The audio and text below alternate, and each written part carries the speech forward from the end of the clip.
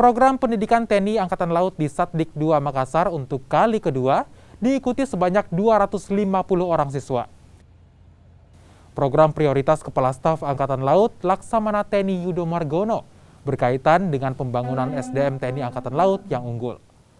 Satuan pendidikan tempur ini dibagi menjadi 3 zona kepulauan, yakni Riau, Makassar, dan Sorong, Papua. Dan Kodiklatal Letjen TNI Marinir Suhartono mengatakan, program pendidikan ini akan dilaksanakan selama 6 bulan dan terbagi dalam 3 tahap. Ketiga tahapan ini, yakni pendidikan dasar keprajuritan, pendidikan dasar golongan, dan pendidikan dasar golongan lanjutan.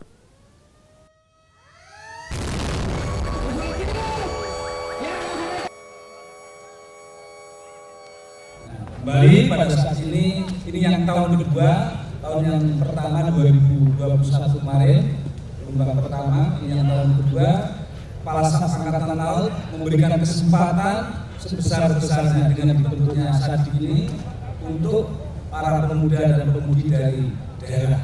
Dengan harapan nanti akan bisa menempati satuan-satuan di jajaran TNI Angkatan Laut. Ya, pos-pos yang ada di jajaran TNI Angkatan Laut itu yang mengawali adalah masyarakat setempat, sehingga tidak repot dengan akomodasi ataupun mungkin jauh dari keluarga dan sebagainya. Ini yang diharapkan oleh